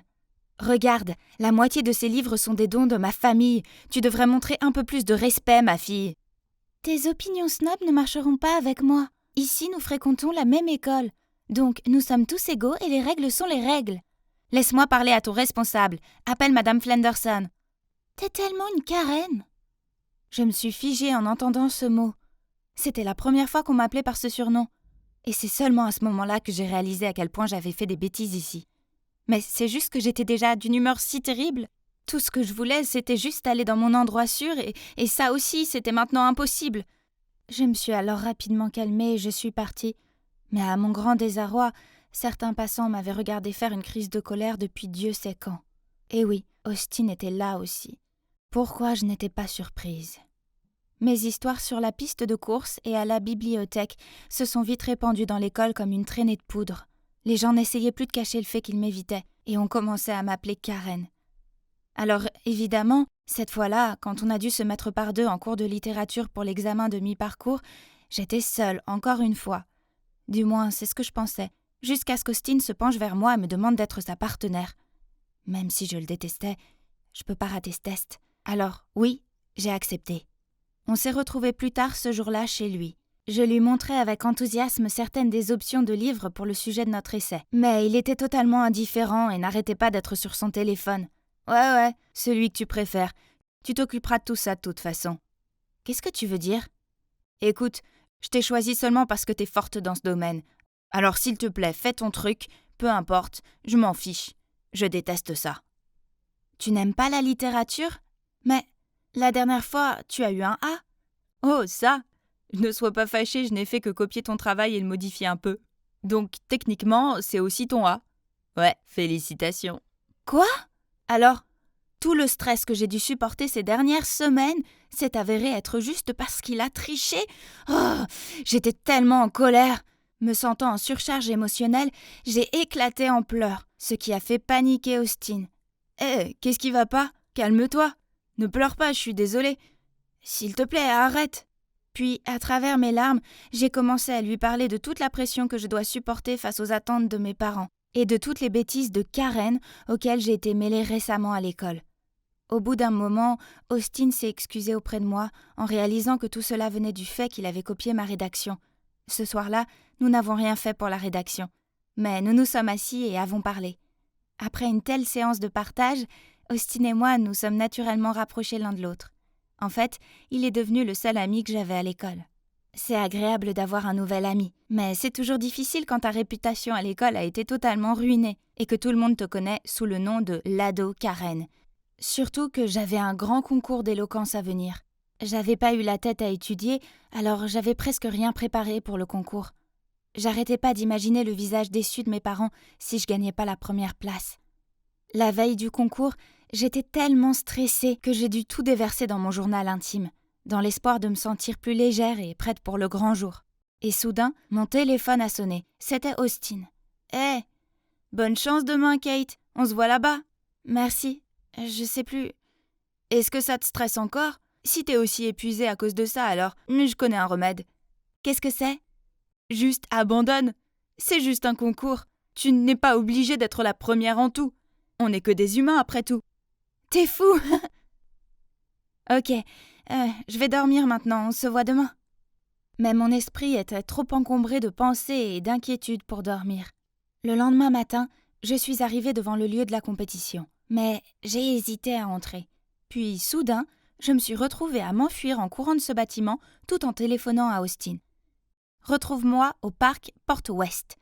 10 minutes plus tard, il est arrivé dans sa voiture. J'ai sauté sur le siège avant puis j'ai dit « Allons au parc d'attractions. Je veux m'amuser. » Austin m'a regardé stupéfait. Puis il a souri et a démarré sans poser de questions. Ouais, juste comme ça. J'ai abandonné le concours et éteint mon téléphone pour profiter de la journée en étant juste une adolescente. Je suis allée sur toutes les montagnes russes les plus effrayantes, en criant de toutes mes forces, laissant tous mes soucis derrière moi. Au crépuscule, j'étais prête à 100% pour la colère de mes parents. Ils me renieraient probablement maintenant, mais je me sentais étrangement calme. Quand nous sommes rentrés chez moi, j'ai vu maman faire les 100 pas dans le jardin. Elle était là, attendant déjà de me punir. En me voyant, maman a couru directement vers moi et m'a serrée dans ses bras. « Oh mon Dieu, chérie, où étais-tu toute la journée? On s'est fait un sang d'encre pour toi. » Attends, qu'est-ce qui se passe? Pourquoi elle n'est pas en colère? Puis papa a également couru vers nous dès qu'il m'a vue, tenant quelque chose dans sa main. « Chérie, je suis vraiment désolée de ne pas savoir ce que tu as traversé. Nous n'avions pas réalisé que nos attentes élevées te mettaient autant de pression. » On a peut-être été trop stricte avec toi, mais je veux que tu saches qu'on t'aimera toujours, quoi qu'il arrive. Oh, papa tenait mon journal intime, donc il savait tout maintenant. J'ai pleuré des larmes de soulagement. C'était tellement bon de savoir qu'ils comprenaient enfin mes sentiments. Et ils ont même juré de changer et d'essayer de m'écouter davantage. Ce jour-là, j'ai réalisé que mes parents m'aimaient inconditionnellement et que quoi qu'il arrive dans ma vie, ils ne m'abandonneraient jamais. Quoi de neuf, ado Karen? Oui, mes amis m'appellent toujours Karen. Mais bon, ils m'appellent comme ça pour plaisanter. Rien de méchant ou autre. J'ai oublié tout ce qui s'est passé et tous les autres aussi. C'est plus que de l'histoire ancienne maintenant. Mais grâce à cette phrase ado Karen, on m'a rappelé de ne pas être aussi stricte avec moi-même, pour que je ne finisse pas par être une Karen de nouveau. Voilà le reste, merci beaucoup. Pas de problème, félicitations à vous deux. Vous pensez probablement, pourquoi cette fille est-elle si heureuse de me donner de l'argent? Eh bien, ce sont mes honoraires de consultante pour l'avoir aidée à conquérir son béguin. Oui, tout a commencé il y a environ 1 mois, grâce à mes excellents conseils. Ma meilleure amie Hélène a gagné le cœur de ce garçon sexy, Luc. Et le mieux, c'est qu'il n'a fallu qu'une seule photo. Je sais que les garçons comme Luc en ont marre de sortir avec les filles populaires et difficiles à satisfaire. Alors quand mon amie mignonne et douce lui a remis un dessin qu'elle avait fait de lui, puis lui a timidement avoué ses sentiments pour lui, comme prévu, Luc est tombé raide dingue d'elle. Comment ai-je pu trouver un plan aussi cool, me demandez-vous? Eh bien, j'ai le super pouvoir de lire dans l'esprit des garçons. Il y a ça, et en plus, je connais la vraie personnalité de chaque type de garçon. Pourquoi? C'est parce que j'ai vécu avec mes 3 merveilleux frères pendant les 15 dernières années. Et chaque jour, j'ai dû supporter leurs mauvaises habitudes. Par exemple, mon frère aîné, Axel, le sportif, à l'extérieur, il était toujours brillant et bien soigné, mais à la maison, il ne rangeait jamais sa chambre. Et une fois, il est resté 1 semaine entière sans se laver. Ork! Ensuite, il y a mon 2e frère aîné, Stephen, le prodige qui ne parle pas beaucoup, à moins qu'il ne soit à la maison. Il n'arrête pas de se vanter de tout dans le monde. Je vous jure que je ne l'ai jamais vu se taire pendant plus d'1 minute. Et enfin, il y a mon plus jeune frère, Gavin, le gentil. Hélène pense qu'il est si gentil et gentleman, mais elle ne voit pas à la maison quand il est toujours en train de me taquiner et de voler ma nourriture. Mon Dieu, rien que d'en parler me fait bouillir mon sang. Alors dites-moi, ne suis-je pas qualifiée pour ouvrir un service de conseil en relation avec une telle connaissance des mecs? Et en fait, c'était l'idée d'Hélène. Elle va trouver des clients et je vais leur donner des conseils pour gagner le cœur de leur béguin. Et jusqu'à présent, le taux de réussite de nos conseils est de 100%. Il n'est donc pas surprenant que notre nom se soit rapidement répandu dans l'école. Un jour, je prenais mon déjeuner quand Hélène a couru vers moi et m'a dit avec excitation « Nous avons un gros client !» Qui est-ce? Il s'est avéré que c'était Claire, une méchante fille populaire à l'école. J'ai immédiatement secoué la tête. Je ne vais pas le faire. Tu sais que je n'aime pas du tout Claire. Allons, elle paie le double que d'habitude. Non, je ne veux pas l'aider. Mais Madeleine, s'il te plaît, j'ai déjà pris son argent. Quoi? Elle était sérieuse? Puis, rencontrant mon regard furieux, Hélène s'est empressée de poursuivre. Tu vois, Claire est déjà super populaire. Donc, avec ton esprit brillant plein de trucs et astuces, elle aura le mec et tu auras sa reconnaissance. Je suppose que ce serait bon pour la faire. D'ailleurs, Hélène avait raison. Quel que soit le type de garçon, je savais toujours ce qu'il fallait pour l'attirer. Ok, alors qui est sa cible? Ryan. Quoi? Ryan, c'est le nerd? Claire l'aime bien? En réponse, Hélène a juste souri, hoché la tête puis a mordu dans son déjeuner. Eh bien, je ne m'attendais pas à ça. Mais peu importe, c'était les affaires de Claire. Même si la cible était un garçon ringard connu pour détester les filles et ne pas sortir avec elles, ça ne pouvait pas intimider cette Madeleine. Donc, je me suis embarquée dans la mission tactique pour Claire. Voyons voir, un nerd tomberait certainement amoureux d'une fille qui a les mêmes intérêts que lui, non? Donc, le jour suivant, comme prévu, Claire attendait Ryan devant la classe de littérature. Voyant Ryan de loin, elle a immédiatement sorti le livre Wuthering Heights et a fait semblant de lire attentivement. Mais Ryan est passé devant elle sans même lui jeter un regard. Alors elle l'a immédiatement poursuivi et a lu un paragraphe à haute voix, mais Ryan a continué à marcher et a même remis ses écouteurs. À ce moment-là, Claire ne pouvait que rester là à taper du pied. Eh bien, c'était un échec massif. Il semble que je doive changer de stratégie. Et qu'en est-il des Legos ? Je veux dire, quel nerd n'aime pas ça ? Dans cet esprit, j'ai passé toute la journée à aider Claire à assembler une maquette de Poudlard pour l'offrir à Ryan. Elle lui a montré fièrement son chef-d'œuvre, mais il a murmuré « Non merci » et est parti, laissant Claire avec un regard abasourdi. Ainsi encore et encore, que ce soit en demandant à Claire de lui donner des biscuits Star Wars ou en collant sur son casier une photo d'elle habillée en Black Widow, mes astuces n'ont pas fonctionné sur Ryan. Mon Dieu, pourquoi ce gars était-il si bizarre ? Quelques jours plus tard, alors que je mettais mes livres dans mon casier, Claire est apparue et a dit d'un ton narquois. « Quel genre de service fournissez-vous, vous deux ? Ça fait des semaines qu'on essaye, pourquoi Ryan ne m'a pas remarqué ?» Lentement, mais sûrement. Continue comme ça, fais-moi confiance. Te faire confiance ? Je te donne qu'une semaine de plus. Si tu ne fais pas le travail d'ici là, je m'assurerai que tout le monde sache à quel point tes conseils sont nuls. Puis elle est partie. Ah, quelle snob odieuse ! Mais que puis-je faire d'autre ? Je dois finir le travail, sinon mes services de conseil seront terminés. Et puis, cette Madeleine ne pouvait pas échouer comme ça. Et c'est là que j'ai eu une idée. Comme vous voyez, Ryan est en train d'écrire une dissertation sur son ordinateur portable. Et il y a moi, Claire et Hélène, assises sur la table voisine, faisant semblant de lire des livres, alors qu'en fait, nous surveillons les mouvements de Ryan.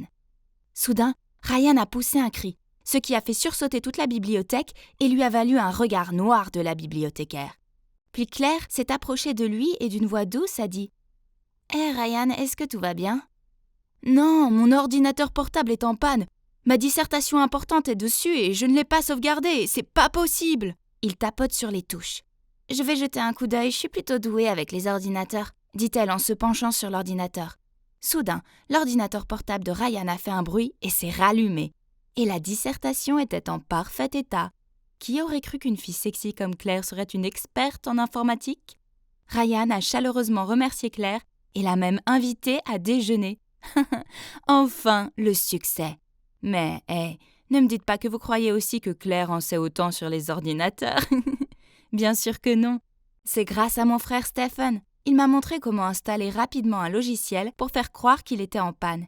Et je l'ai utilisé sur l'ordi portable de Ryan quand il est allé chercher un livre. Mon frère m'a également montré le code secret pour le faire fonctionner à nouveau en un clin d'œil. Et je l'ai transmis à Claire. Enfin, la mission la plus difficile que j'ai jamais affrontée était terminée. Et Claire et Ryan sortaient officiellement ensemble.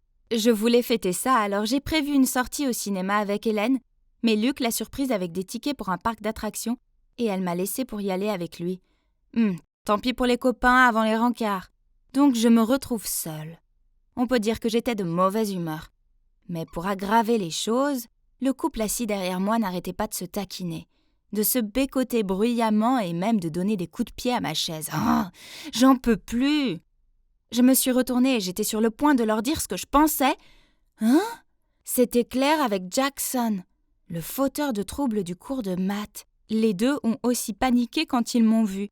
Qu'est-ce qui se passe? Elle ne vient pas de me demander de l'aider à séduire Ryan? Avant que je puisse lui demander ce qui se passe, elle m'a traînée dans le hall. Tu ferais mieux de te taire à ce sujet, ou sinon, je comprends pas, je croyais que tu aimais bien Ryan. S'il te plaît. Bien sûr que je n'aime pas vraiment ce nerd, je l'utilise uniquement. Si tu parles de ça à quelqu'un, je m'assurerai que ton service de conseil soit terminé. Quoi? Et elle me menace? Eh bien, il est vrai qu'elle a payé pour le service de consultation, mais cela ne signifie pas que j'accepte qu'elle m'utilise à des fins malveillantes. Je ne pouvais pas rester sans rien faire et regarder Claire jouer avec les sentiments de Ryan comme ça. Alors j'ai quitté le cinéma et je me suis rendue chez Ryan. Dès qu'il a ouvert la porte, je lui ai dit la vérité. Il avait l'air ravagé et m'a crié de m'en aller. « S'il te plaît, Ryan, on ne peut pas la laisser s'en tirer comme ça. On doit lui donner une leçon. » Il a réfléchi, puis a fini par hocher la tête et a dit d'un ton bourru. « Ok, d'accord, peu importe. » Heureusement, ce week-end-là, les parents de Claire ont invité Ryan à dîner. Maintenant que le plan de vengeance commence. C'est clair, mon téléphone est en panne, alors j'ai emprunté celui de ma sœur pour t'envoyer un texto. Viens dans 15 minutes, tu me manques tellement. Ok, j'arrive. Je t'aime. XO. Je repassais encore une fois le plan en revue dans ma tête quand j'ai soudain vu quelqu'un se faufiler près de la fenêtre de la chambre de Claire. C'était Jackson. Il a rapidement grimpé dans la chambre de Claire. J'ai immédiatement envoyé un SMS à Ryan. La proie est arrivée. Puis j'ai grimpé à la suite de Jackson. En me voyant, Jackson était affolé. « Mais qu'est-ce que tu fais ici ?» Juste à ce moment, nous avons entendu des bruits de pas à l'extérieur. De peur d'être attrapé, Jackson a couru vers la fenêtre pour s'échapper, mais je me suis rapidement précipitée pour lui barrer le passage. « Que faites-vous tous les deux dans la chambre de Claire ?» C'était la mère de Claire, et derrière elle, c'était Ryan et une Claire à l'air paniquée. « Claire, peux-tu s'il te plaît m'expliquer pourquoi il semble y avoir une réunion dans ta chambre ?» Claire a pris un air embarrassé puis a lâché. « C'est que, eh bien, je sors avec Jackson. Je t'ai menti en te disant que je sortais avec Ryan parce que c'est un excellent élève, alors tu ne m'empêcherais pas de sortir pour le voir, car je savais que tu n'accepterais jamais Jackson. » Il s'est avéré que les parents de Claire étaient si contents que leur fille sorte avec un garçon aussi intelligent que Ryan qu'ils voulaient l'inviter chez eux, raison pour laquelle elle m'a engagée pour l'aider. Ils étaient furieux d'apprendre qu'elle les avait trompés. Et sans surprise, ils l'ont punie pendant 1 mois en la privant d'argent de poche. Pauvre Claire, mais elle l'a bien mérité. Alors et maintenant ? Eh bien, j'ai décidé d'arrêter le service de consultation. J'aime aider les gens, mais je n'aime pas voir quelqu'un souffrir. La plupart ont utilisé mes services pour de bonnes raisons, mais je ne peux jamais être sûre que quelqu'un ne les utilisera pas pour de mauvaises intentions, et je ne veux pas en faire partie. De toute façon, c'est pas si mal puisque je me suis fait un nouvel ami, Ryan. En parlant de ça, une fois il m'a rattrapée après la classe et m'a dit « Hé, j'ai besoin de tes conseils, c'est assez urgent. » J'ai soupiré et répondu « Ryan, tu sais que je ne fais plus ça. »« Mais tu m'en dois une. Je veux que tu m'aides à inviter cette jolie fille à sortir. Je l'aime vraiment bien. Son nom est... Madeleine. »« Hein ? Je connaissais pas d'autre Madeleine. Oh, attends. A-t-il voulu dire « moi » ? Juste au bon moment, Hélène et Luc sont apparus. « Hé, Ryan, si Madeleine rejette ton dossier, je le ferai. J'ai aussi beaucoup d'expérience. » Je lui ai lancé un regard noir, puis j'ai regardé Ryan. Oh mon Dieu, il m'aimait bien. Je n'ai pas pu m'empêcher de rougir. On dirait que cette entremetteuse vient de réussir accidentellement à se mettre elle-même en relation.